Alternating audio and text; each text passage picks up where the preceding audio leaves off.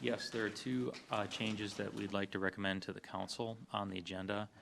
First item, which is 6H, approve encroachment agreement, 9720 Wexford Lane. Just based on bandwidth in the office, that item did not make the packet, and since the council did not receive it ahead of time, we'd like to actually walk through it with the council a little bit before we make a decision. So we'd recommend moving that item down to general business as item B. The other thing is under my neglect when we were going through, but I figured it would be good to do it in a regular meeting, is I'd like to, under reports, or provide an additional report, an update to the council related to drought warning and city actions in response to the drought warning notice that we received from the DNR. I'd like to talk through the planned response to that with the council for feedback. So you want to go back to reports? Yep, just that one item. Or we could add we could add them as item C under general business if you prefer. Okay. Since we're amending the consent right now, is there one that you want me to, if there is one that I want to pull down, should I do it now or wait till? Alright, we'll pull D, the employee number one now. Motion to approve the agenda as amended. Second. Motion by Josh, second by Amanda, all in favor? Aye. Aye.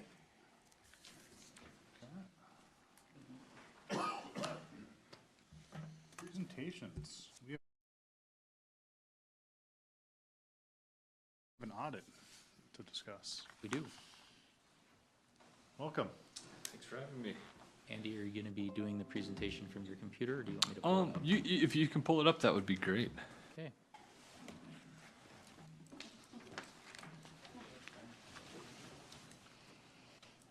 Reconstruction.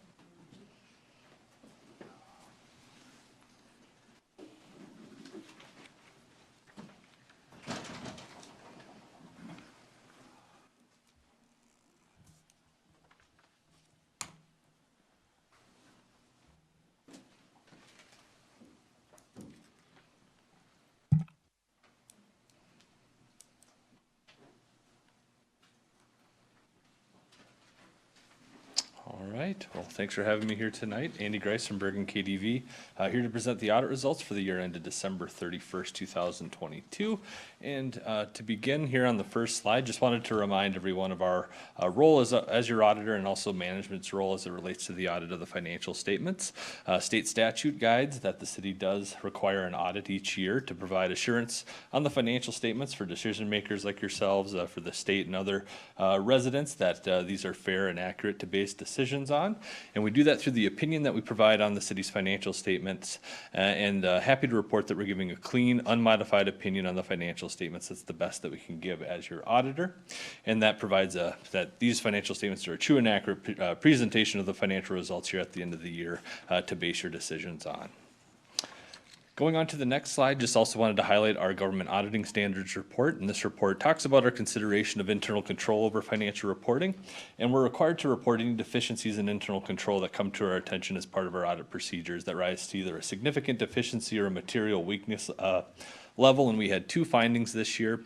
One is a lack of segregation of accounting duties, which is a similar finding to what's been received in the past, and it has to do with the size of the city's finance staff. So whenever there's overlap in significant accounting functions, such as the receiving function or payroll or accounts payable, we do have to acknowledge that there is some overlap in those functions, but there are other controls in place to help to mitigate some of the risk associated with that. Also required to report whenever we have any material audit adjustments or prior period adjustments, and we did have both of those this year. And that again has to do with the city's internal control to be able to identify errors in a timely basis. So we did identified one error related to the prior period financial statements, and then also current year errors that needed to be corrected for the current year. Still had a couple points on that last slide there. Also had our Minnesota Legal Compliance Report. This report is required by the Office of the State Auditor and requires us to take a look at certain statutes related to the OSA compliance guides that the State Auditor issues. And that covers areas such as the city's deposits and investments, conflicts of interest, the claims and disbursements, contracts and bidding, other miscellaneous provisions. And we just had one finding related to collateral. So the state statutes do require that the city maintain collateral for any deposits in excess of FDIC insurance. We noted that that collateral was short for city deposits at the end of the year, and I know management is already in process and it has remedied that here in 2023. The last component is our communications letter, and this includes all the other required communication in accordance with audit standards, as well as a financial analysis to give some trend data and also just highlight some of the financial results here for 2022. In the next slide, we give some highlights there from that communication there, and we start by taking a look at the general fund budget and how that performed here for 2022. And council adopted a budget that called for about $2.6 million in revenue, expenditures at $2.4 million, transfers out to capital funds of $194,000, leaving a surplus or a contingency there of about $26,000. When taking a look at actual results came in about $144,000 better than anticipated. Big driver there was licenses and permits, intergovernmental revenues and miscellaneous revenues, and we'll take a look at details here in some following charts. Expenditures were at about $2.5 million, $57,000 more than anticipated, and that was mainly related to the public safety function there, related to some overtime hours there. And then transfers out to other funds was over budget by about $53,000. There was a subsequent resolution there to transfer some additional funds. And that resulted in an increase in fund balance of about $60,000. And that ended the year general fund balance at about $1.3 million, which is in line with the city's policy. The next chart shows general fund revenues here over the last 2 years. And here in 2022, revenues increased about $62,000 or about 2.5%. And the majority of that increase, again, was in that licenses and permits category. Also had increases in taxes, which increased about 9% with the increase in levy, and that was offset by a decrease, in licenses and permits of about $179,000. So we did actually have some offsetting variances there. Also had intergovernmental revenues coming in more than anticipated related to additional grants, and also miscellaneous revenues were about $30,000 more than anticipated related to the reimbursement of some AUAR costs. But overall, after factoring those variances, fairly consistent in terms of the allocation of revenue sources. Looking at budget to actual results, actual revenues came in again about 5% more than anticipated. Most significant variance there was in that miscellaneous category related to some reimbursements that came in. Also some additional grants in that intergovernmental category were the main drivers there. Next, we'll take a look at general fund expenditures, comparing 2021 and 2022. So these charts show how general fund expenditures are allocated by each function of government. And these are fairly consistent between the 2 years. Did have a little bit of a shift in general government that increased from about 32% of total expenditures up to about 35%. There was some additional costs related to a fire contract payout, also an increase in insurance costs, also some increases in salaries there. And that was offset, here by the public works category that decreased by about 1%, and public safety category that decreased by about 1 percentage point there. Next, taking a look at budget to actual results, actual expenditures were about 2.5% more than anticipated. Again, most of this was in that public safety category related to some overtime costs there, but that was the main driver in that variance in budgeted expenditures. And the next chart shows general fund balance here over the last 5 years. And so we did see a little bit of an increase with that $60,000 surplus in the general fund, so ended the year at $1.3 million. The city does have a policy in place to maintain a minimum fund balance of 50% of current year budgeted expenditures. And at the end of the year, that fund balance represented 53.5% of current year expenditures, so in line with the city's policy there. Next, we'll take a look at the city's enterprise funds, and these are presented a little bit differently, and these funds operate like a business. The city provides services in these enterprise funds, such as water, sewer, stormwater, and so we do look at these funds a little bit differently. And we do look at operating revenues and expenses, so these are full accrual. They include depreciation, so the cost of the capital assets in this fund over the life of their useful life. And taking a look at current year results here for 2022, there was a significant decrease in operating revenues. Majority had to do with access charges. There was significant access charges there back in 2021. So seeing those come back to normal levels here in 2022. There was a significant increase in operating expenses with the Niagara Bottling Company charges to the city here in 2022. And that ultimately resulted in an operating income of about $184,000, which includes depreciation expense. We also include that figure excluding depreciation just to give a better idea as to cash flow in this fund, as depreciation expense is a non-cash operating expense. Just to look at financial position in this fund, as fund balance is used as a measure of financial health in the general fund, the unrestricted net position is used as a measure of financial health here in the enterprise funds, and the unrestricted net position in this fund remained fairly flat, decreasing a little bit from $1.7 million back in 2021 down to $1.6 million here in 2022. The next chart is the sewer fund. The sewer fund also had significant access charges back in 2021, so seeing that decrease here in 2022 with operating revenues of about $1.2 million. A decrease in operating expenses with also that related decrease in SAC fee related costs, and that resulted in operating surplus for the end of the year of $129,000, $377,000 surplus when excluding depreciation. And taking a look at unrestricted net position in this fund, did start the year at negative $362,000. So as the operations have improved here over the last couple of years, we are seeing an improvement in that deficit. Did increase from that negative $362,000 to a negative $331,000 for 2022. The last enterprise fund we'll take a look at here tonight is the storm sewer fund. And again, access charges were significant back in 2021, so we're seeing operating revenues come down to normal levels at about $234,000 at the end of the year, compared to operating expenses of $228,000.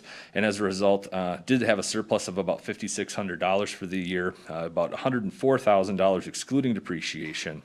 And the unrestricted net position in this fund increased from $433,000 in 2021 to $459,000 in 2022. And that's a highlight of our financial audit and audit results and financial analysis. And just next, I'd like to open it up for any questions. And I guess before I do, just wanted to thank Tom and Kelly and their team for putting up with us during the audit and all the questions and documentation that we asked for. Very much appreciated. Thank you. Does anyone have questions? Is there anything a city our size can do to ever get rid of that dang finding of the segregation of duties and responsibilities and stuff, and stop getting dinged for it every single year, or dinged or pointed out? Or You could spend more money than what it's probably worth. That's about how you do it. Any other questions? That's a good question. they all Thank you are. so much. Yeah, thanks for Appreciate it. having me. Thank you. Okay, we'll open up the public comment. Is there anyone here to speak on something that's not on the agenda? Please, come on up. Janelle Kuzna, 26775 Grand Avenue, Elko.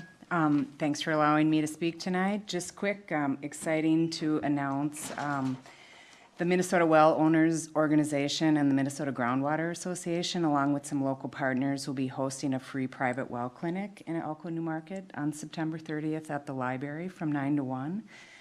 There will be volunteer water professionals, both hydrologists and geologists available, and they'll be offering a free water quality screening for anybody with a private well.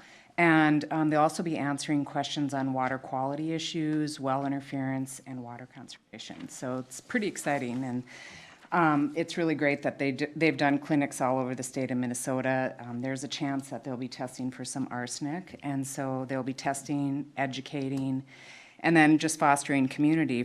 There's a lot of private wells around here, and so tonight I just wanted to let you know about it. It's just in the beginning stages. And then also just ask if you guys would be helpful in promoting it. I know there are people in the city of Elko that have private wells, and so if you'd be interested in sending out postcards, if we provide those to you, to the private well owners, or promoting it on your social media event page, even the marquee. So we'll have more information to come, but it's pretty exciting that they'll be able to get educated by some top-notch professionals. So, Did you say there's a date yet? yes, September 30th from 9 to 1 at the library, so, 9 a.m. to 1 p.m., yeah. not at night. Yeah, not at night. No. No, and I have a quick flyer to hand out, and so it'll be great. And so it'll really give the people here locally more information on their wells and water quality, and give them a good baseline, so. Awesome, thank you. Yeah. So will you guys have a discussion? Do you know if you guys will be able to, would you be willing I to, think we'd be willing to help. and it won't be very minimal. I mean, if I provide you some postcards to send out to the people in the city limits that have wells, and then also, post it Yeah. on your event page, and that'd be great. Yeah, I mean, if you want to connect with Linda, maybe to start, and Linda and Tom can maybe work together and figure out Great. how we can help. but Yeah, very, very minimal, but that'd be great. Cool. And here's Thank just a quick flyer. Thank Yeah, you. thank you. Yep. Anyone else care to speak under public comment? Going once, twice? All right, we'll close public comment. Consent agenda.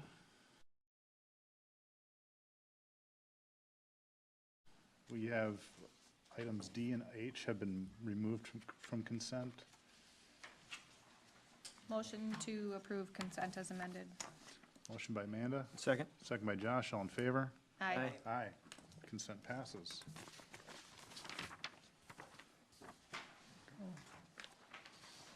Okay, so we have a public hearing tonight. Is there a presentation first, or no? Yes. There is, okay.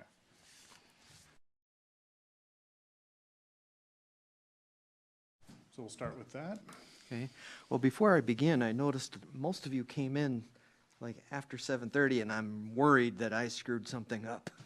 No, we just thought you were still, we thought you were still meeting, so we, there's Okay. a silent, there's a pause that we could see on the screen, so we thought maybe you're waiting for us. Okay, 7:32, sure, no, I was just, yeah, why is there nobody here? This is a big project. yeah, yeah. So, okay, thank you. I just wanted to make sure I didn't, put the wrong meeting room or something. So, Tom, if you have my presentation, and I recognize almost all of you, except for you. I'm Kathy Klein, and I'm a trustee of St. Nicholas. Oh, okay, so you're with the church. So it really, and I don't recognize, are you here for the hearing too? Yes. Okay. So, two new faces. So I'll probably go through fairly quickly, but if anybody, when I'm done, wants me to go back and answer something that I went through too fast, just let me know.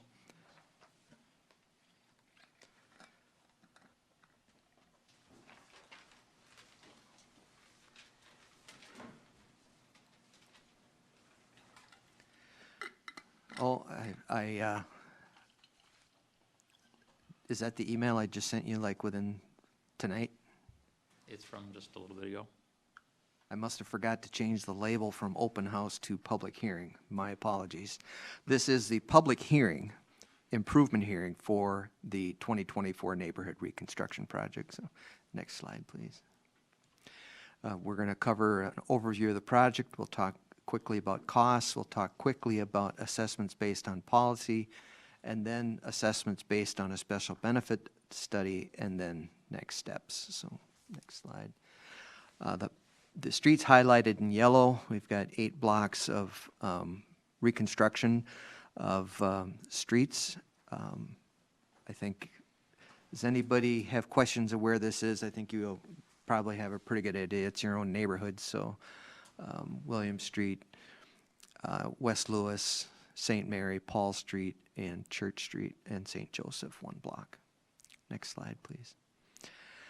So I'll spend a little bit of time on this just so everybody's clear what we're actually going to do. So, of course, you recognize the street in the middle with the cars on it. That will be removed in this project or ground up and set aside and put back with new surfacing on top.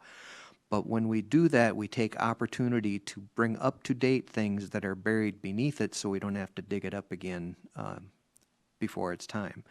So the blue represents the water main that delivers water from the city's water treatment plant and towers down the streets where a service to each home connects to that. That water main in this project will be replaced with new because the one that's there is from, we think, the 1940s. And we don't think it's wise to leave it in for another 30 years. So that will be replaced. We're planning to replace the water services that go into each lot from the main to the property line, give or take, depending what's there.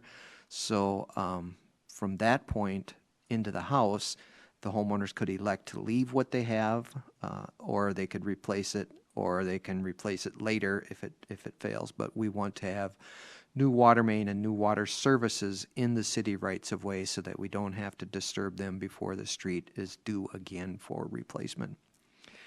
The green lines represent the sanitary sewer. That pipe runs basically from all the streets in town, collects to lift stations, and is pumped or carried by other pipes out to the new interceptor line, which flows out of town up to the Empire Wastewater Treatment Plant. So that's all of the toilets, showers, laundry, wastewater from the homes is gathered by that green pipe and carried away.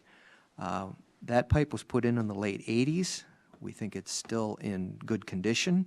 It's been pretty well maintained by Public Works. We do not plan to replace that green pipe or the services from each house that connect to it, unless there's a conflict or some reason during construction. But for the most part, the sanitary sewer will remain in place. We will need to adjust manholes because we'll be changing some grades, so taking the tops off, setting the heights differently, putting them back on, but fairly minimal work on the sanitary sewer. The gray lines are storm sewer. That'd be the line to the left of the green. That will be preserved where we can and where it's in good shape and of adequate size. And we think, for example, the storm sewer on William Street will probably largely be left alone, but we will be replacing catch basins, leads, replacing storm sewer, for example, on West Lewis, which is pretty inadequate, and making that street drain better.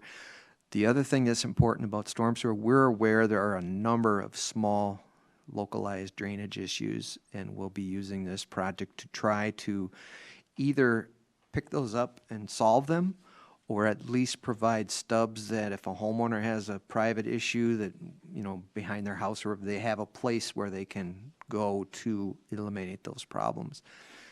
The other thing we'll be doing is rerouting this stormwater runoff now that gathers from this neighborhood. It flows straight to the north up to Whispering Creek. We will now be diverting that to the pond that the city owns at Todd Street, and this project was planned for inclusion in that when this time came. Go back a second. We're going to move up towards the surface now. Well, one other thing I want to mention is that there are private utilities in the rights of way, cable TV, telephone, sometimes electricity. We do not replace that, but we will have to coordinate with and let those utilities know that we're doing this work. It may be an opportunity for them to make upgrades without undue costs for a lot of drilling. Even if they don't, there's undoubtedly going to be conflicts. There's a fair amount of work in coordinating with those utilities so that we don't damage them. They're not in our way if they need to move because of something we're doing. So that'll be it's usually a pretty good effort in an area like this. So we're not forgetting about them, but we don't, as a city, we don't manage those. And then when you move up to the street level, there's one street now that has curb and gutter, that's Church Street. None of the other streets have curb and gutter. This project, as is proposed to add curb and gutter on each side of all these streets. And even on Church Street where there is, we'll be modifying that width and adding some walk, so that curb will come out and be replaced. And then this graphic shows sidewalks, so this is a generic, it's not intended to be this project necessarily. There are some sidewalks, like on St. Mary, that are right behind the curb, they're in bad shape, they're very narrow. Those will come out and not go back in. But there's a street, say William Street, that we will be adding sidewalk, or at least we're proposing to, where there is adequate width to put in the sidewalk, leave some boulevard, not impact the width of the street. And the reason we're doing that is because it's city policy to include sidewalk on one side. In new developments, we're applying that same principle here. And wherever we can, we want to get those pedestrians off of the streets and onto a sidewalk where they're separated from traffic. We've ruled out the other streets because the rights-of-way are so narrow. And, or I guess, for example, on West Lewis Street, we're not proposing sidewalk, even though we have room there, because there's nowhere for it to connect on the north end, and there's nowhere to connect for it on the south end.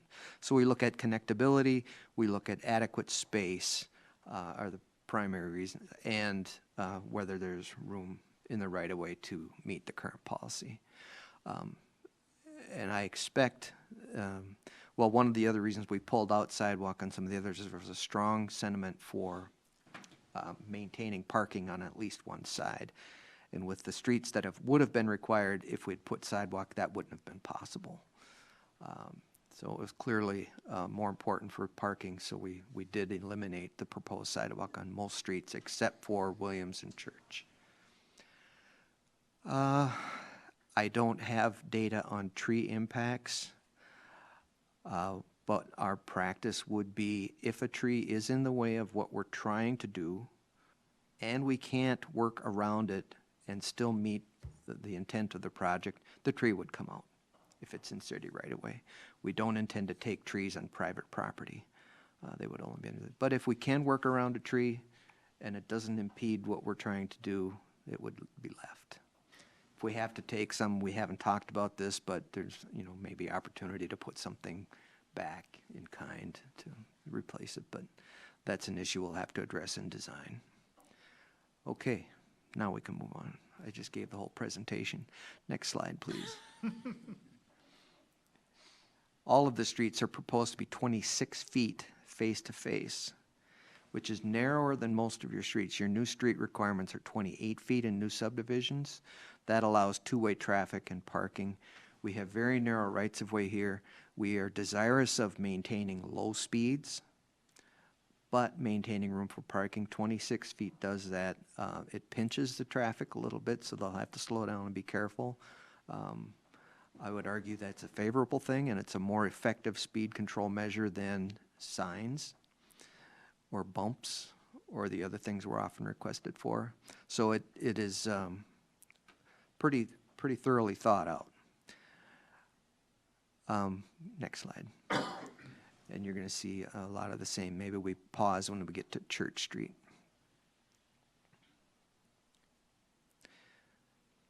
Okay, so on Church Street, because we have a trail that goes down around the Tuma property starting at the cemetery, and we have a very solid sidewalk connection to the downtown at the north end of Church Street, we're proposing here to maintain the 26-foot street, but add a 7-foot, well, it's 7 feet if you include the width of the curb. It shows 6.33 feet sidewalk connecting that downtown sidewalk network to that trail.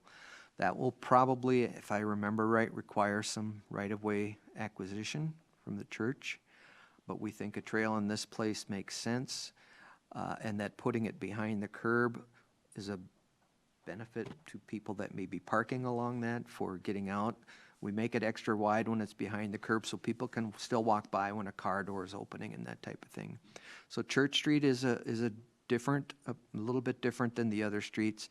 And we passed by Williams quickly, but I think you maybe saw the sidewalk on the one side connecting to existing sidewalks on the north end. It doesn't connect on the south, but it will provide a pedestrian our way up through the middle of the neighborhood to get to the downtown or from the downtown.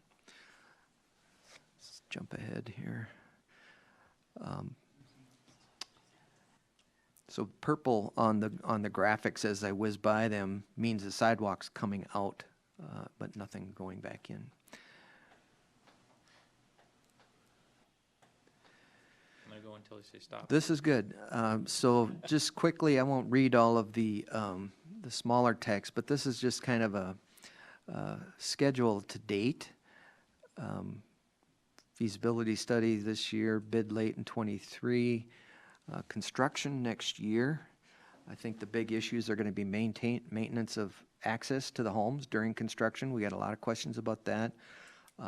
Our construction design guys and inspectors go through this every year, and they're very well versed on how to maintain that. Our specs do require that the contractor provide that access. Yes. Rich, do you want to talk about the timing of when we're deciding to bid? And because we've gone back and forth a couple times. Yeah. Through our process. Yeah. I was going to maybe take that up after. Okay. It relates to our proposal for the engineering services. Jump back just a second. I think I want to make sure that the public attending tonight understands the construction issues. So access would be one. Of course, assessments are another one, but we'll be talking about that here in a bit. We will have to put in a temporary water system on top of the ground to maintain water service to these homes during construction, because we'll be ripping out the existing water main. My plan is to try to use that temporary water system to also provide irrigation of the new grass after we do restoration, because that's always a huge issue, is getting that turf reestablished.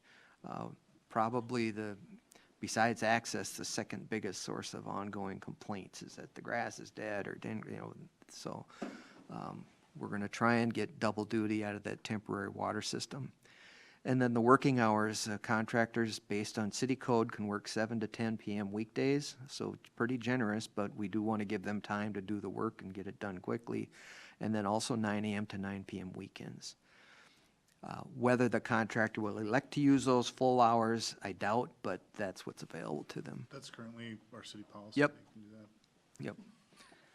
We should look at that. Kind of bananas, yeah. Yeah. So we've got a lot of detailed cost estimates in the feasibility report. Basically, the overall is that your total project is something like 2.4 million, 1.1 million out of the general fund, taking out impacts on the utility funds and special assessments. And we can probably move on unless someone wants to come back to questions on that. So we did two things. Just to follow city's special assessment policy, we determined what the assessments would be based on those project costs that we're estimating now from the feasibility report, by applying every portion of the city's assessment policy, determining what the assessments would be by that. Some of the highlights: the construction and the overhead. So it's not just what's the bidders, but what you pay the engineer and the attorney and everybody else. All the overhead gets lumped together, and it gets assessed to the benefiting properties in proportion to the benefit. The work does not need to be adjacent for benefit. So storm sewer, the nearest catch basin might be 2 blocks away. We can still cite that as a benefit to a property and assess them. Same with sidewalks. Sidewalks can be in the neighborhood, not necessarily in front of the house. Costs are broken down by various elements based on the application. So some things, we don't lump it all together. We look at curb and gutter, pavement, because they're assessed differently for different reasons. So some things are by the linear foot, some things are by area, some things are by each, based on the policy. So we have to break down our total cost estimate to match that. Under your policy, the city pays 60% of the cost of replacement work. So the street is being replaced, the city would pay 60% of that. Curb and gutter is brand new. The homeowner would pay 100% of that under the policy. So we took that into account, and then I already mentioned that some elements, how they're treated differently because of the way they benefit or work. You can go to the next slide. So based on the city's assessment policy, we found a range of recommended assessments between almost $12,000 to over $47,000 for this per property. The residential parcel average was just over 20,000, commercial institutional range, 3,000 for a little sliver of property with nothing on it, to almost 85,000. I don't remember which one it was, but you're all aware, and we've gone through this and have presented this to the residents as well. The city did do a special benefit test because state statute requires that if challenged, cities can't assess more than the property value increase due to the project. So if the project is worth $10, or the house is worth $10, say, before the project, and it's worth $15 after the project, we can assess $5. And I'm making numbers up just to make the point. We hired a valuation firm that specializes in this. They've got a very thick report. If anybody's interested in seeing, I can make sure you get your hands on it. But it's pretty thorough. And it's based on single family, and then they adjust for non-residential properties based on pretty much on the equivalent number of homes that would be on that land if it was homes instead. Next slide.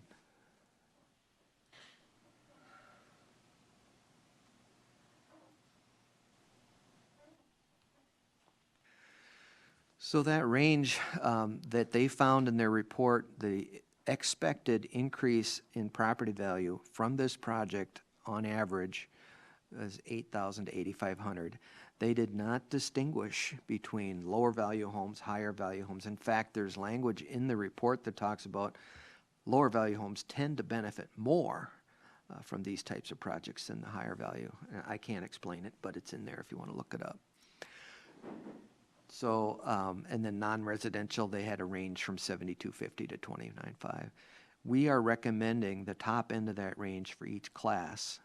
One thing that's different, when they did the study, we had not planned to replace water services.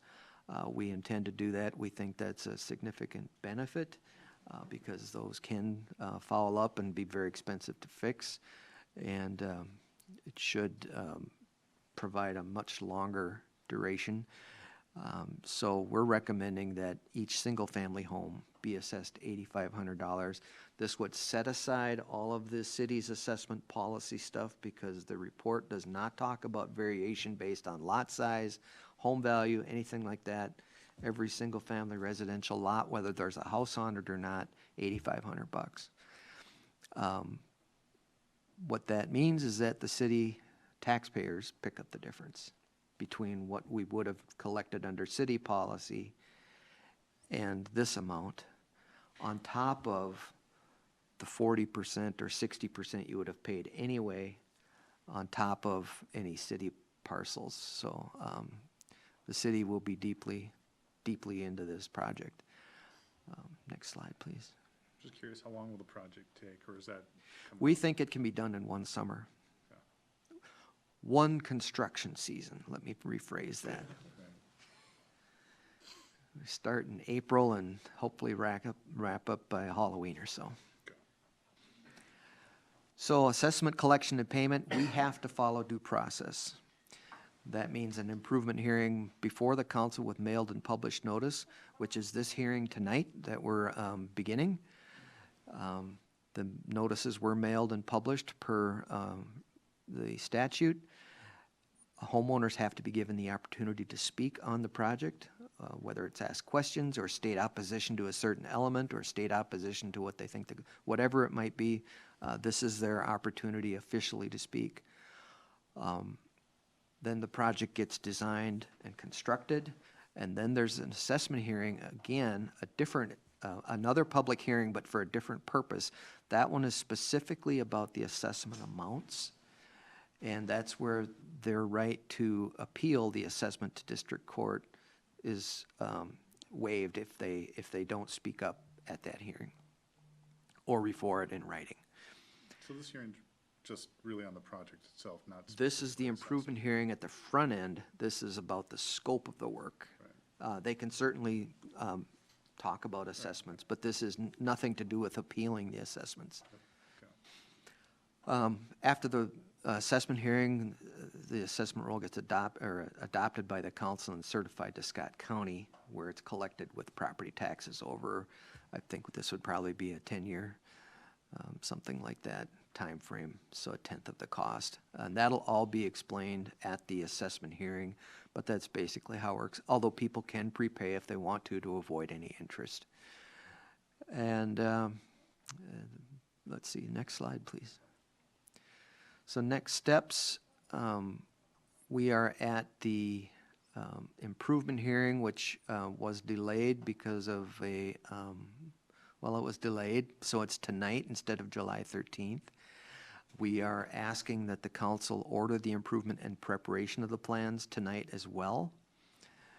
I don't know if we can make October for having the plans and specs done. It's only 2 months away. However, there's been quite a bit of discussion with staff, trying to get feedback from contractors.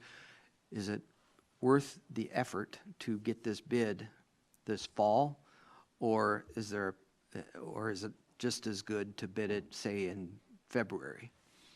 I mean, the main reason is time for engineering, because this is our busy time of year. Most of our staff is out on projects, so to get this done, we have to get creative and bring in different people who might have a rain day or whatever, and there's a lot of work to do, so it gets inefficient and it's just more difficult.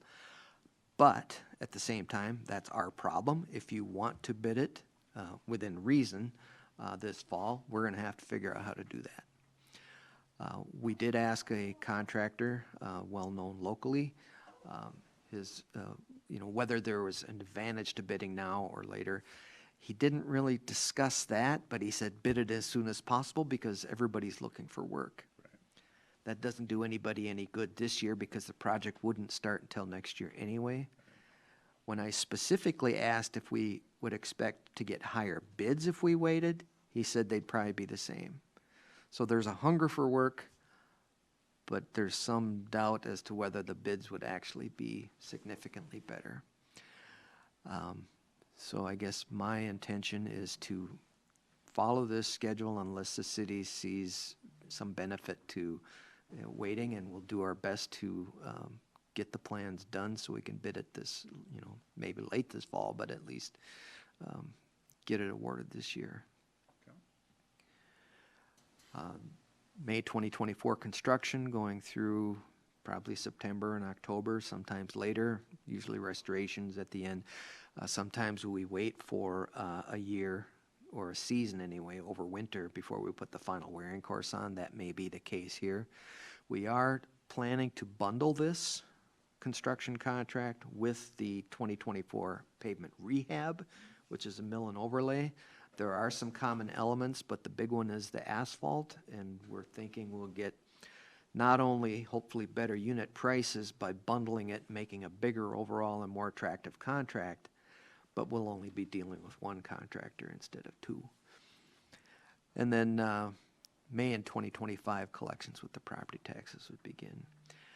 I think I had a slide, but maybe we skipped it, that showed kind of the progression of meetings. So this should be the fourth opportunity for almost all project residents to have seen a presentation like this, learn about the project, ask questions.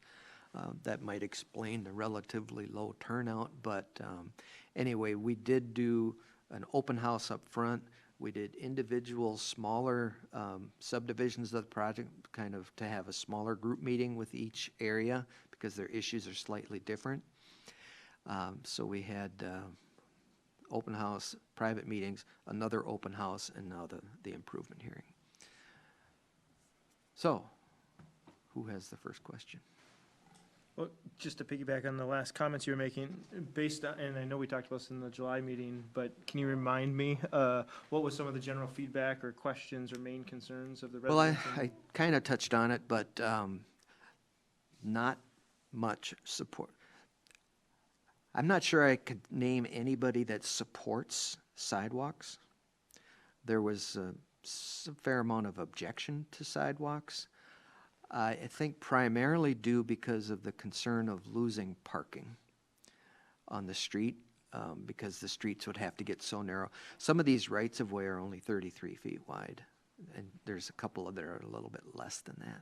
So by the time you'd put a 26-foot street in, a 4-foot sidewalk, there'd be no boulevard for the snow. You're right up, it just doesn't work. So we were narrowing the streets up to make some room for snow storage, but then you lose the on-street parking. I had failed to notice that there was a demand for that parking, because whenever I look at it during the day, there's nobody on the street, but apparently there's some rental in the neighborhood, and they rely on the streets for overnight parking. And so once we learned that, and also there's concerns about leaving room outside the driveways for parking in driveways without having a sidewalk under the tailgate that would they'd be blocking, because it's smaller rights of way. So because of that, we elected to take out most of the sidewalk and focus on where it seemed to fit and have some connectivity benefit. But that is still, and we'll hear perhaps, an issue that may come up. Costs, we did not present costs deliberately, because we didn't want to be held to a number that's in flux until the last open house. But a lot of concern about, especially if we were looking at $20,000 would have been, and then 8,500's bad enough. But yeah, a lot of questions about what the assessments would be. And drainage, a lot of drainage comments. Problem here, this street doesn't, long-standing problems on West Lewis, for example. So those are probably the big three, I think. There is some discussion about mailboxes. And that might be something, if people want to speak on it, we could consider doing a grouping. Like new developments now, the post office will not allow private individual mailboxes. They require new developments to group in clusters. And we could look at it, some sort of a clustering system here. We haven't really put that out there as an issue, but there was some discussion about impacts on mailboxes and curbs and stuff like that, moving mailboxes. So this would be a good opportunity to do something like that if there's any support from the neighborhood. I made a call. I think the cost is, it's $3,800, but for, if we do 2 groups of them or 3 groups of them, it's probably, and they last quite a long time. So relative to the project, it's not a big deal, but it would be a good time to do it if there's interest. So I can leave that one out on the table for more discussion. Well, and I'm sure, based on 2 public hearing comments and questions, maybe we have more, but related to the sidewalks, I think I recall too, there was maybe some opposition or frustration or whatever with removing some sidewalks that folks maybe wanted to keep, so it's the flip side of adding, or maybe there wasn't? I haven't heard, I didn't hear that, unless I missed it, and that could be, but I don't recall hearing that. I think there seems to be an agreement that these sidewalks are relatively useless because they're so narrow, in such bad shape, and they're basically pinched between a house and a curb. Where we are taking out sidewalks and people have a lawn walk or steps coming out to it, we will put an apron so that you have something to stop on and wait before stepping out into the street to continue on your way.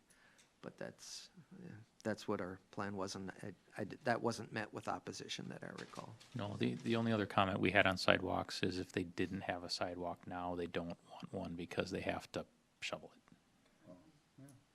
Is there any ADA or anything like that as far as walkability and accessibility things that we have to put in sidewalks in certain locations that we have to be aware of? No, the only thing that ADA would require is if there's a sidewalk, it has to meet ADA guidelines at the ped ramps and the slopes and the cross slopes and stuff like that, which we would meet as a matter of course. Any other questions? Okay. Well, with that, we can go ahead and open the public hearing. All right, who wants to speak first? Please come up to the podium, state your name and address for the record. If no one wants, someone's got to speak, right? Hi, I'm Charles Regis. I own a house there on 340 St. Mary's Street. It goes along St. Mary's Street and then also William Street where the sidewalk is proposed to be put in there. I guess my question, Rich and I talked a little bit about this here. I have a driveway going into a garage, and if the sidewalk goes across with a 6-foot boulevard, will that allow me still to be able to park a car on the outside of the garage without having to put the car always inside the garage? Sure, sure. Because everything would move, I don't know how the footage exactly, but it would move closer towards the garage, the sidewalk with the boulevard. Charlie, I let you down. I promised to look it up before the meeting and I forgot, but I am doing it right now. Oh, Mayor, one of the problems is there is an ordinance against blocking a sidewalk. And that is a common problem that we have, is that just due to the size, if they park a normal sized car outside of their garage, they're also blocking the sidewalk. And we do get complaints about that, people having to either a stroller, walk around into the street, go and jump over a curb and get up and go in. So that is Sure. a concern that way too. Would- Just FYI. Would that ever fall into, and I am losing the right words, but it's been here before, we made these improvements and therefore it's grandfathered in and wouldn't violate an ordinance that otherwise, before wouldn't violate, and now because of something the city chose to do, we put them out of compliance? It seems like that would be like a, that's exactly right, because when I built the garage here quite a few years back, we took a measurement, and our lot it's a double lot, in fact. There was plenty of room if we needed to, or if we were aware that there was gonna be a sidewalk and a boulevard added.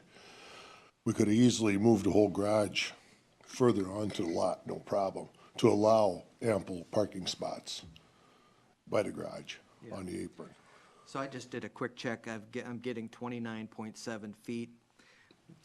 This is reasonably accurate, so it should easily be long enough for a passenger car. And we won't be going onto your property with the sidewalk. It would remain in the right-of-way.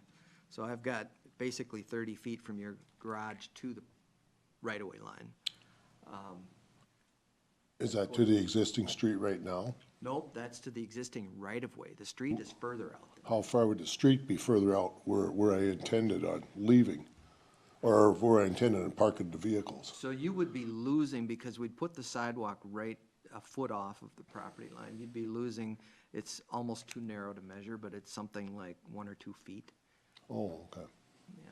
Of the whole, 29 feet from the sidewalk to the garage? It's 30 feet from the right-of-way to the garage, give or take, as precisely as I can measure on an aerial photo. Your existing driveway is only a couple feet longer than that. so my driveway would be approximately 32 feet long.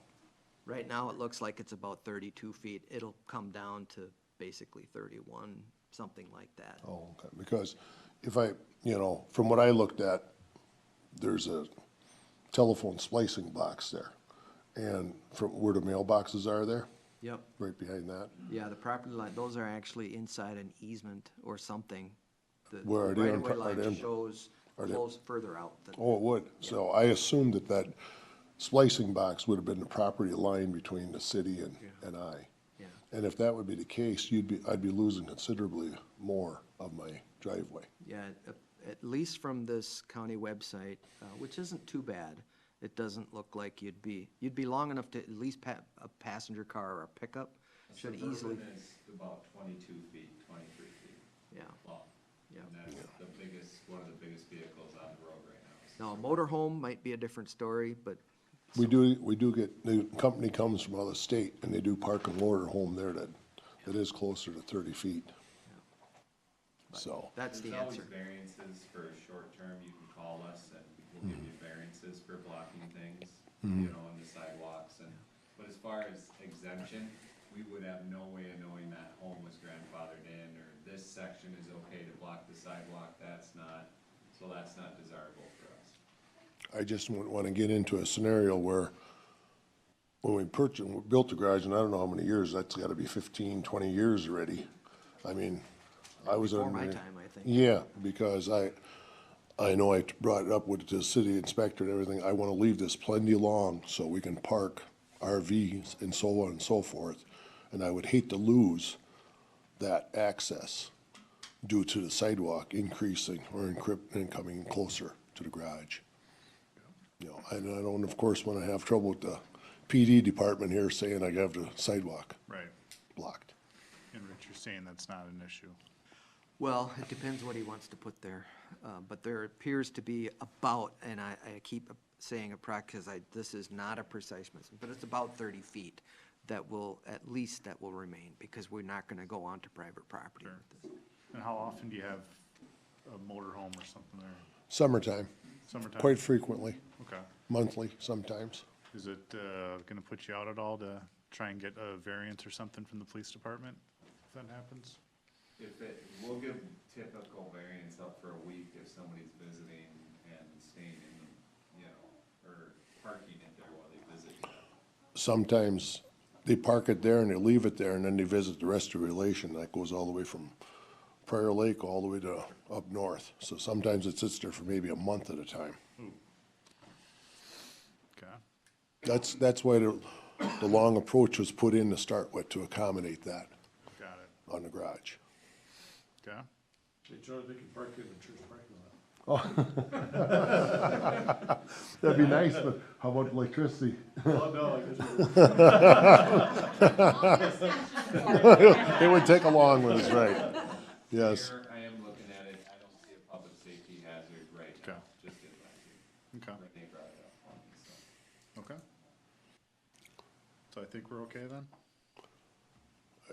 We should really take a closer look and see what kind Yep, of footage no, we're I can talking do- about. I have better information, it's just not. Yeah, convenient to bring because it up if we're right here. talking a foot, well, there's a compromise in that, but if we're talking 2, 3 feet, it ain't gonna work.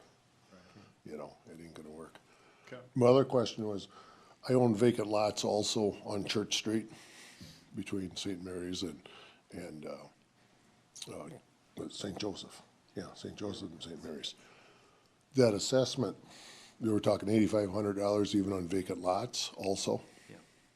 Really? It would apply to vacant lots? Yeah, The- your policy and the special benefit report.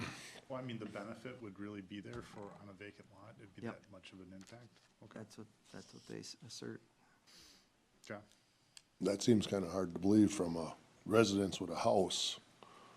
I can see probably a value increasing there, but to a vacant lot. yeah, But if the lots be developed, it would receive the same value as, it's a valid infrastructure. They've been there for 100 years, they're not still developed. The logic, Charlie, is that if you have a vacant lot that has no road in front of it, that would be different. But if the value of the lot is the same, it's being served by the road and provides it the ability for it to be used or reused in the future, which is what its value as, what it's sold to somebody for. So, whether it's vacant or not, the relative benefit of having that infrastructure there is. I understand your opinion. but- No, I know. The infrastructure is there to start with, you're just upgrading right now, because there is water on both lots and sewer. Things wear out, so, yeah. Yeah, no. Yeah, I don't know, I guess, whatever. We'll have to check that, I guess, the driveway out, I guess.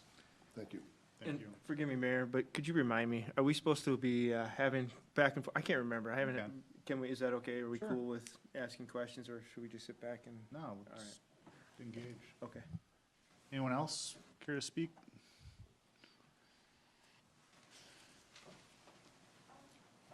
Welcome. Welcome. Long time no see. Gene Mager, 41 West Lewis Street. I have a question about the assessment for residential. It's kind of said 8,500 per lot.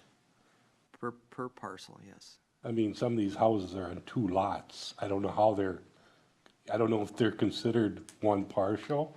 I'm So just curious. Yeah, so if they were originally a double lot, but now on the tax rolls, it's been somehow combined and it's one lot, it's one lot. It's probably one lot. Yeah. Yeah. And then the other If thing, you have a big one, I'd be glad to No, mine's small. I mean, it's not me. I'm just, mine is one lot. Okay, Anyway, the other thing was about mailboxes. yes, I thought the concern was during construction. that is. And, yeah, I didn't realize there was some talk after that to maybe cluster them. There's some location things, and the reason I was telling the council this would be a good time is if we're putting in curb, every mailbox, not just for the location of the edge of the road, but also the grade, will have to be moved. Right.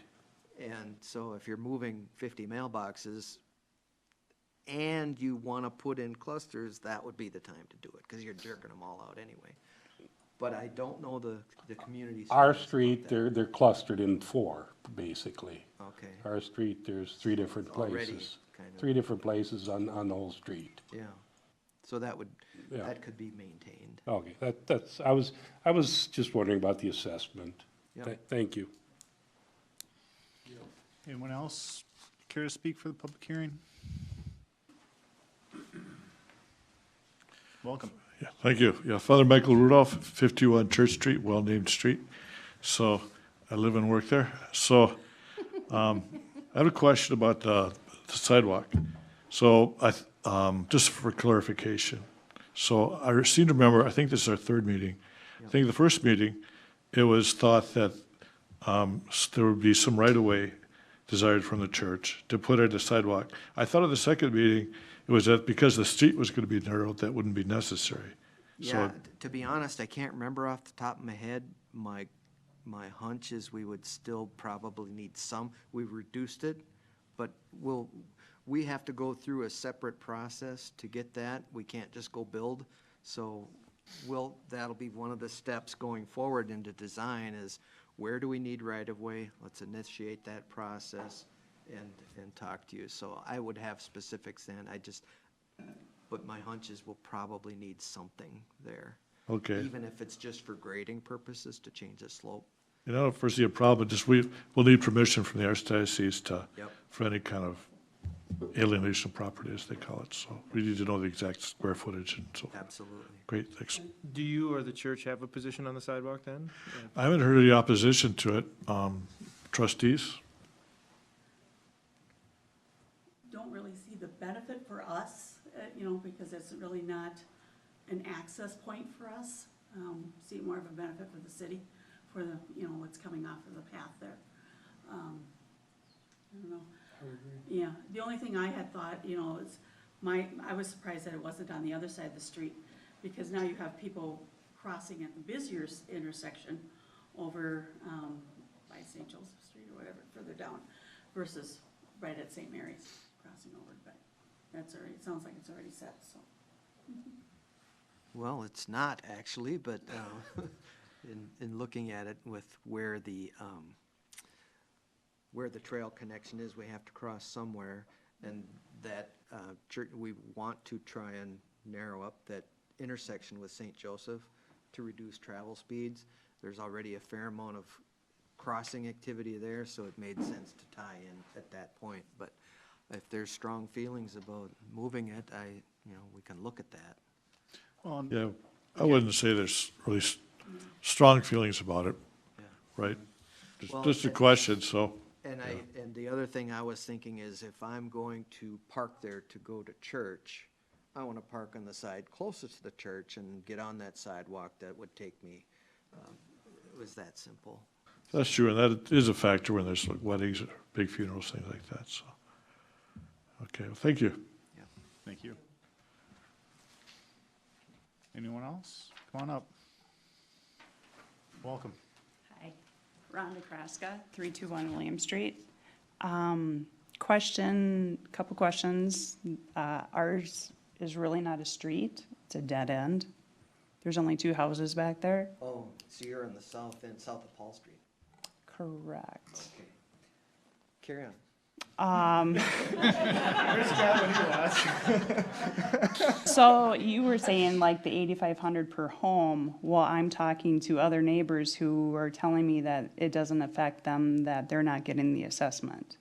Now, when I had the first meeting, I was told this wasn't going to affect us because nothing was gonna happen down by us. So, that's all true, except that, we're not gonna be improving, William Street south of Paul. However, you and your neighbor, I think across the street, have what's basically a flag lot. Their access comes off of Paul Street and William Street, and there is no other street to benefit them. And that property that your driveway's on is not city property. Correct, it's an easement. It's an easement. So it's essentially a flag lot, so for the purpose of the assessment roll, I treated it like a flag lot, and that's why you're proposed to being assessed. And that's what it amounts to, because the streets we are improving are the streets that benefit you. There is no other connection. So nobody gets a free street, is basically, I think, the idea of the assessment policy. You can't, But yet the neighbors on Paul Street are they're not being assessed. they're being assessed for a different project because their street's not being reconstructed and they have a street in front of them. So they're not flag lots. So they're gonna get, Their street's gonna be overlaid, they'll be assessed for that, but they're not getting new water main, they're not getting. we that'll aren't come either. Sometime in the future.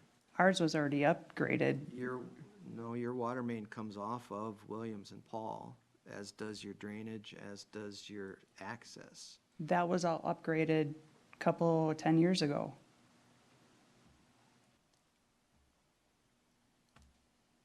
So if you think of it like, no, we haven't done any projects down there.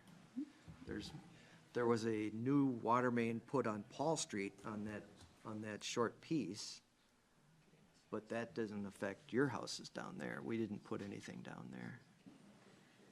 So I'm not sure if we're talking about the same thing. No, I don't think so.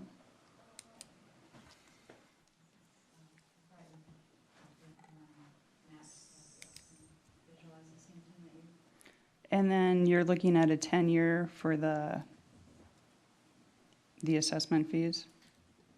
Yes, I think so. Specific timeframe hasn't been decided. Typically for street projects, it's 10 to 15 years. Those decisions will be made before we apply these assessments. Do you have an inclination of what kind of percentage rate you're looking at? Typically, we'll do it at a half to 1% of what the current rate is in the market, or what we sold our most recent bond or debt issuance at. In this case, since we're financing, it'll probably be 0.5%, 2%, typically above what we sold the debt for. And that's basically to cover costs associated with administering the assessment. What would you guess is a number? I mean, I know it's impossible, but I mean, are we talking 2%? Are we talking 10%? It's not gonna be 10%. Right. Historically, it's been pretty favorable compared to mortgage, Yeah. or less. So to give some Current frame of mortgages. comparison, mortgages are like 6.75 today. I would say that we're gonna be under 7. Okay. It'll really depend on what the market's like when we go out Yep. to issue debt. Yeah, I'm not gonna hold you to it. I thought you wanted like a number, so I just wanted. Yep. It's not gonna be credit card rates. Rich, can I ask a I would expect it to be somewhere in the mid-single digits. Under 10 is basically what you're saying. We think so, We think yeah. I'm almost certain it'll be under 10. And typically when we do these, I mean, we try and lessen the burden on you as much as possible. I mean, we would stretch out that term. I'm not promising that that's exactly what we do, but understand it's a chunk of money that you're paying and we want to do the best we can for you. Can I just ask a really quick question? Sure. So, she lives in that house. Yep, They're not having any of the road work done. that's private property, so they basically have So why are we assessing them? because their road is Williams and Paul. They basically have a flag lot. I'm thinking of this as a driveway, essentially, almost. Yep. And if this gets redone, they're not gonna get assessed for this, cause the driveway's not touching it, but when that portion does. Yeah, we're doing both of those blocks at the corner, so. A flag lot by shape, is this what I'm understanding? Yep, yep. Yeah, a long skinny driveway connected to a lot behind a house is a flag lot, Okay. as is the one across the driveway from her. Similarly, if their entrance was out this way, if we were doing this, they would get assessed if that got redone. If their driveway was out that way and this project is happening, they wouldn't be. So Simon's will be a Yep, as well. yep.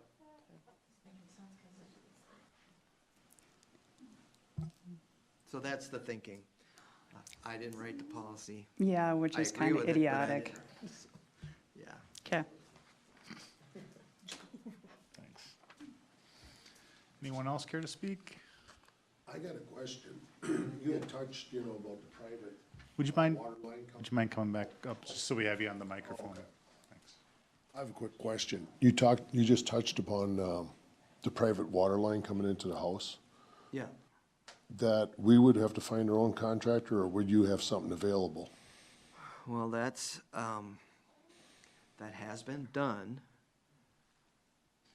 We typically have not here because we're trying to minimize work on private property. So this project proposes to go to the right-of-way or thereabouts, and reconnect what's there.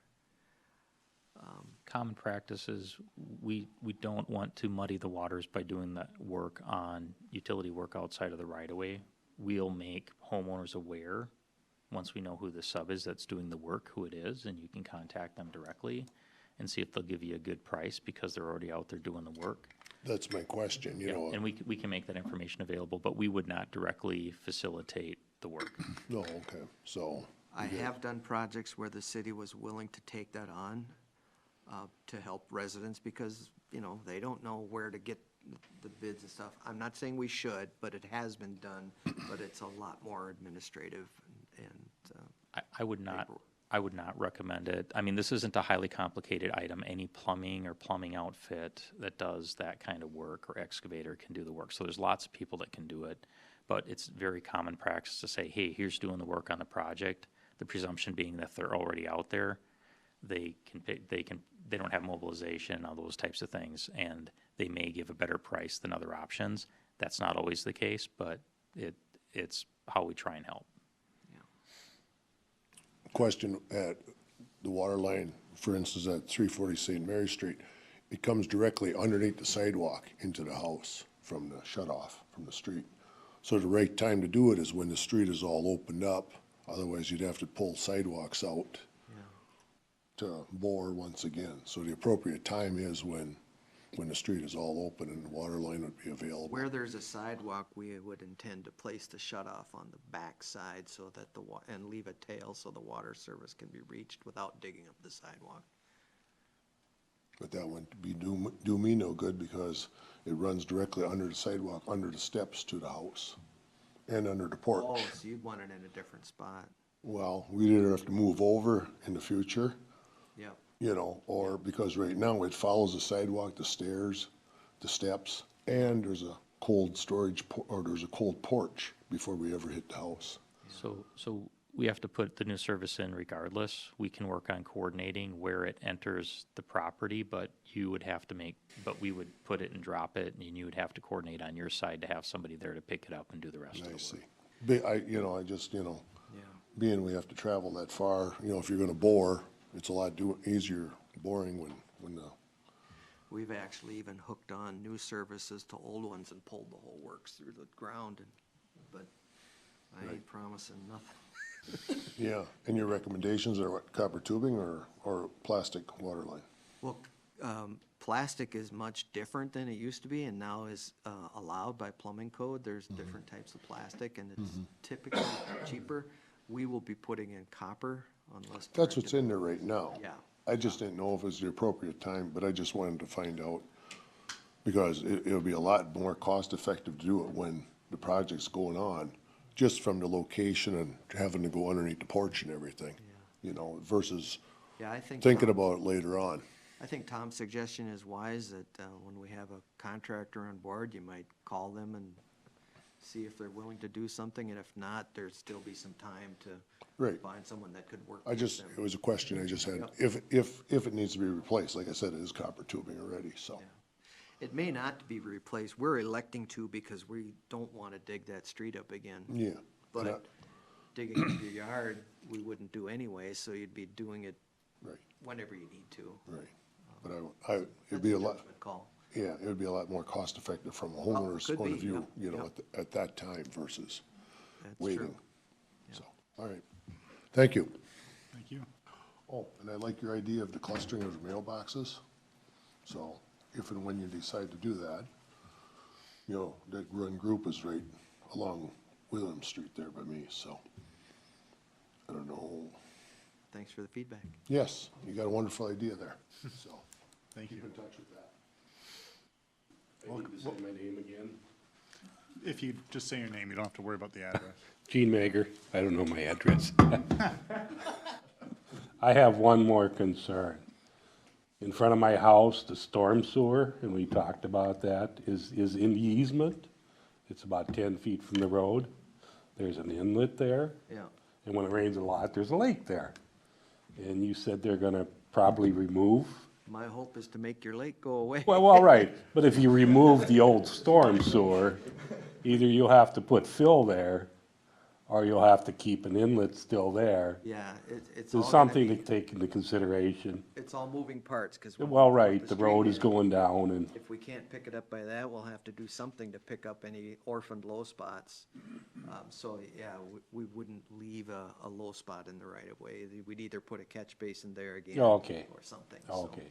yeah. Because if there's a lake there when there's 2 inches of rain, Yeah, call me if up. there, if there's no inlet, there'll be a lake there when there's a ½ inch of rain. Thank you. Thank you.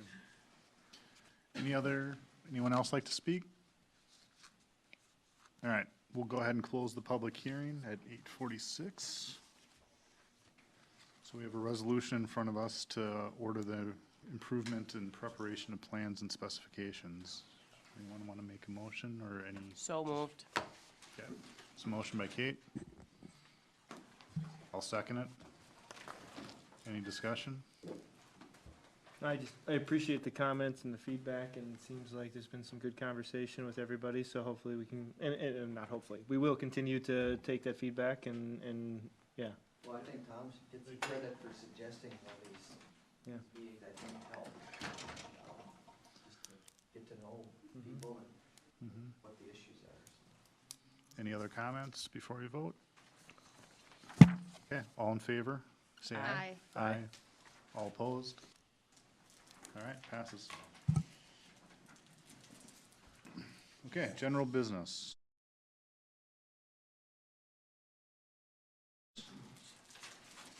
First item is the appointment to the city council.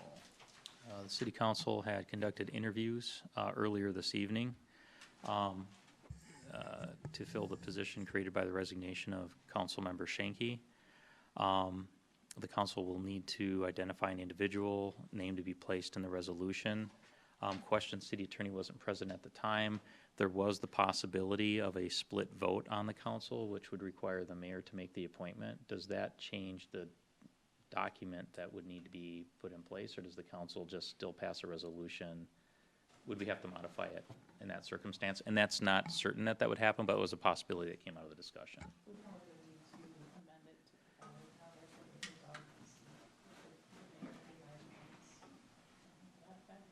Okay. So if you guys didn't hear, there would have to be a minor modification, which you guys could approve and the city attorney would draft, if that was the circumstance. So do we move on it now then? And I take that back, you could probably just do a motion to approve the mayor's appointment without the resolution. So moved.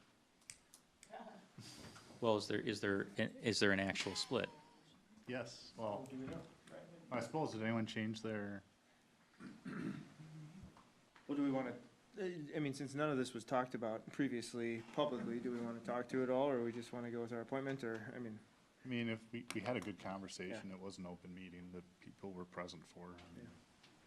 no, and, But if, we can certainly talk more if you'd like. no, I was just gonna say, I appreciate, the three candidates. I think they were all they were different, and, it didn't go the way that I thought it was gonna go initially. But I also think it's a good thing, at least where I think we may end up. I think we're gonna have, potential good perspective and discussion, debates perhaps. You know, I originally, was leaning towards Andrew, and thought that fresh, unbiased, potentially unbiased in anything, that lack of history would have been good. And, you know, while Aaron, I think, brought some, great qualities and the city understanding and that kind of stuff, which was definitely, I think, his strengths. Just, I think the passion and the energy from somebody like Gina, I think will bring a good balance to this group, and I think we can have some really good discussions. So Anyone else have comments? Or Amanda and Kate, have you changed your position at all?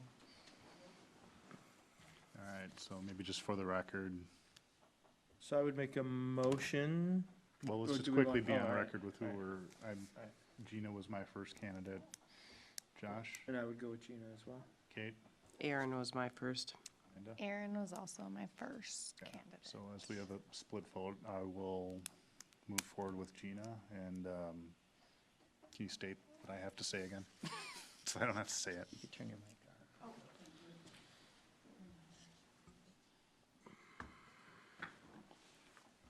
I would just state, Sorry.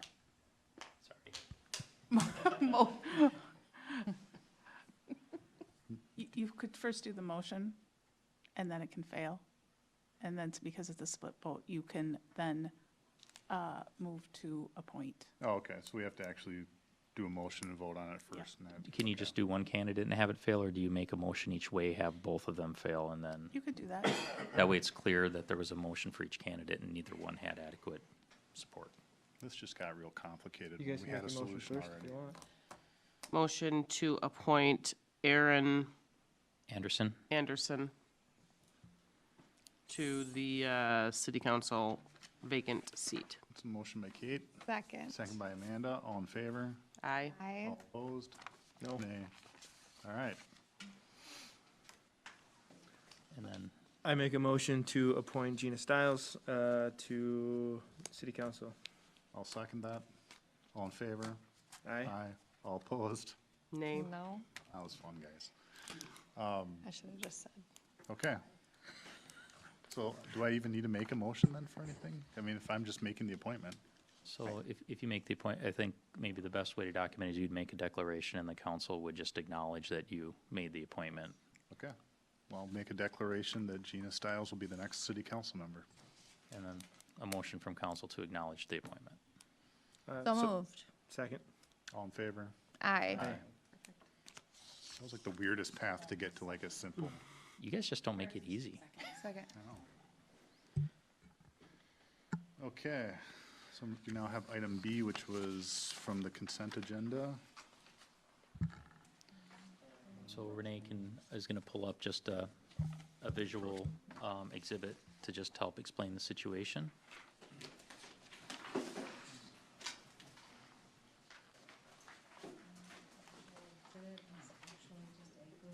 Photo of a residence located at 9720 Wexford Lane. Thank you. This property has a small drainage swale that runs through the backyard of the property. It is covered by an existing 20-foot drainage and utility easement. The property owners have proposed to lay a pipe basically within this drainage swale that would continue to carry the water through the lot. This has been, the plan has been reviewed with the city engineer and the public works director, and they have consented to the design proposed by the homeowner. This would just allow them greater use of their backyard. Any private infrastructure, this would be considered private infrastructure at this point. In city drainage and utility easements requires approval of an encroachment agreement, which has been drafted by the city attorney. Wasn't included in your packet, but is included in, tonight for your review. Okay, Looking for a motion to approve the encroachment agreement. I'll make a motion to approve the encroachment agreement. Second. Motion by myself, second by Kate. All in favor? Aye. Passes.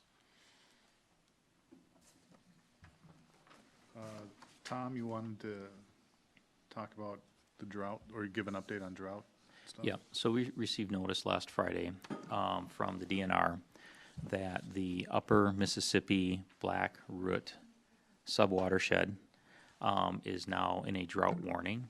Within our water plan, that triggers a number of potential actions. It's not a requirement that we undertake all or some of the actions, but we do list in our plan, these are things that we can do in this situation.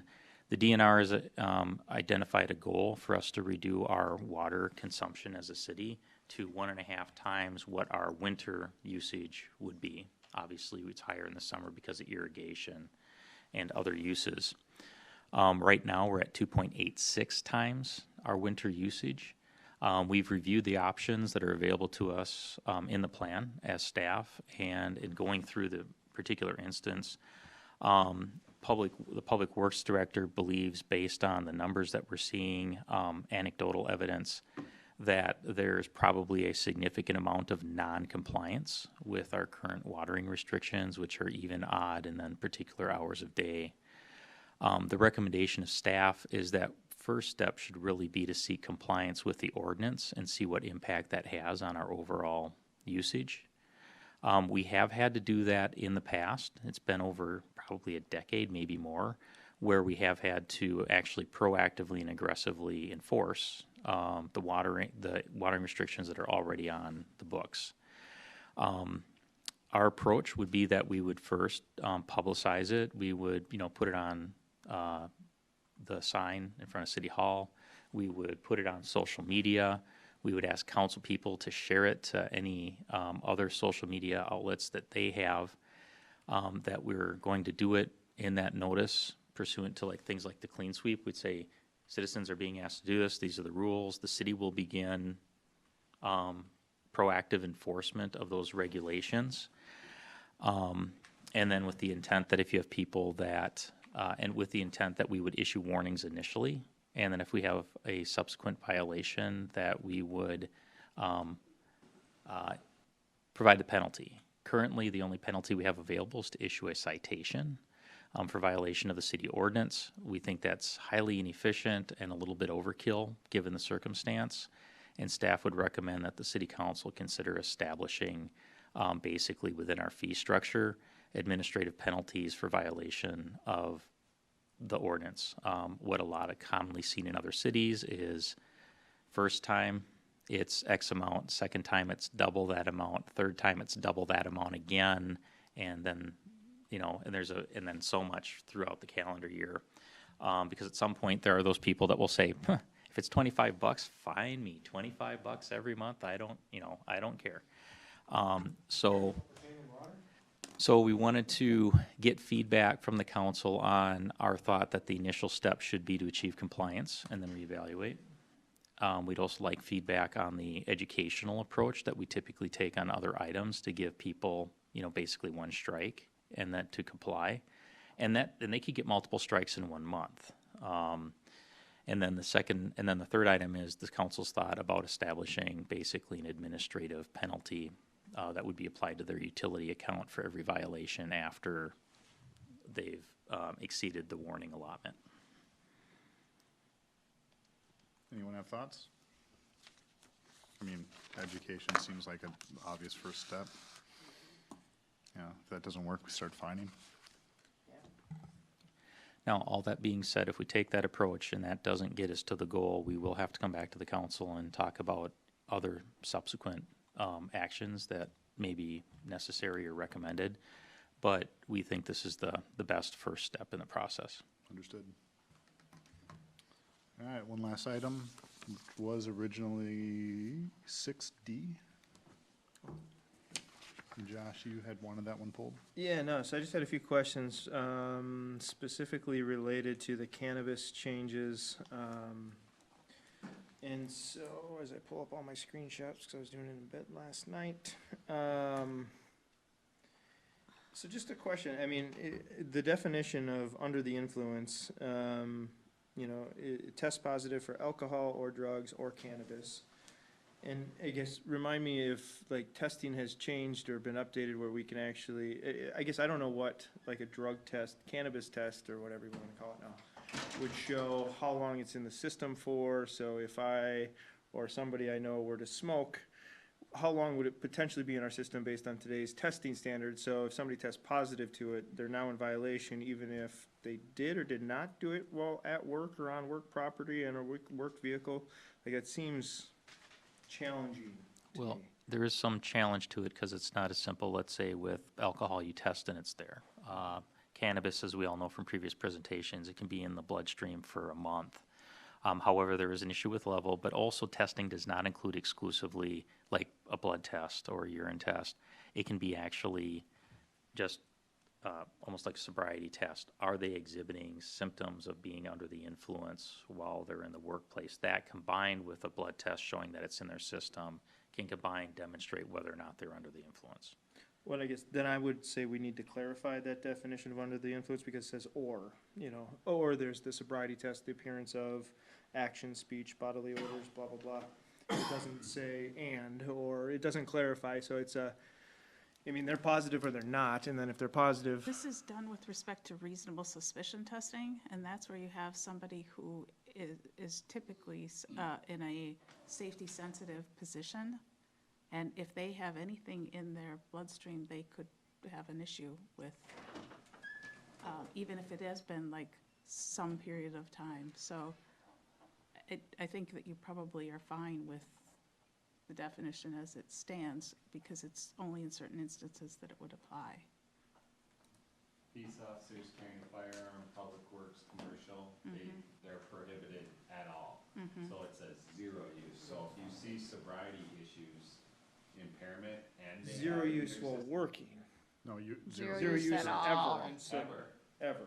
Yep, Even if they're off for 2 weeks on vacation, Correct. they come back and test positive. correct. That is the standard, that is the law? Or is that That's the law. the law? Okay. In those safety-sensitive positions, airline pilots can't be getting high on your days off. CDL, CDL, driving commercial vehicles, carrying firearms as part of your duty, Okay. as of right now. Okay. And then showing up to work, it's almost always just impairment-based. I'm trained in determining if somebody's impairment, there's Ronberg test with the eyes, there's the speech. you Because we don't do document it. random, we're not permitting, or that's not allowed. We're not CDL is required for there to be random testing, and we're part of a pool where that is our administrator on, where they'll be notified to go in for random testing. That's required as well. But for example, administrative staff person, it's the same as also, it would be sobriety recognition. All of our current department heads have had that training in the past. Typically what we do is if we have strong suspicions, we'd probably come and get Brady or Craig, our chief or sergeant, to come and reevaluate in those circumstances, so. And then there are guidelines medically, and Andrea can probably talk to it, certain levels of nanometers of THC in your bloodstream.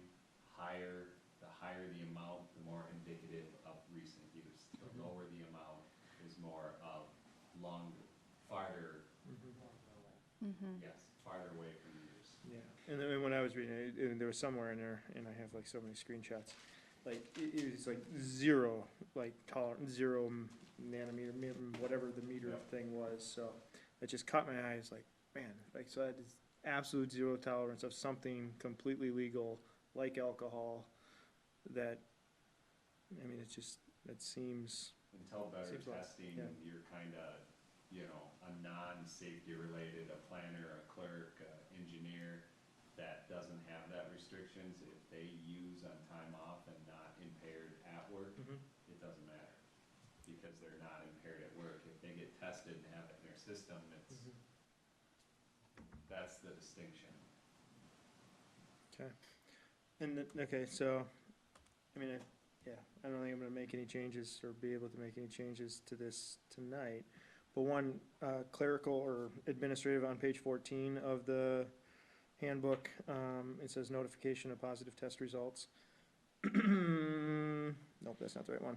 There was one where it said negative or positive, and we didn't update it, it looked like, I think. Or maybe I was getting really tired at that point. We can take a look at it, and if it's a typo, I we think it can, was just a typo type thing, so look for that. if it's a typo, can we just correct it Yeah. administratively? I would say Okay. So, all right. We'll, Andrea will take a close look at it and double check. Okay. So are we approving this? Are we gonna vote to approve it, or are you against it? You guys can make or- a motion, sure. Motion to approve the new handbook, employee handbook. Motion by Kate. I'll second it. All in favor? Aye. Motion passes. Any discussion by council? Motion to adjourn. Motion by Kate, Second. second by Amanda, all in favor? Aye. Have a good night, everybody. Meeting's adjourned.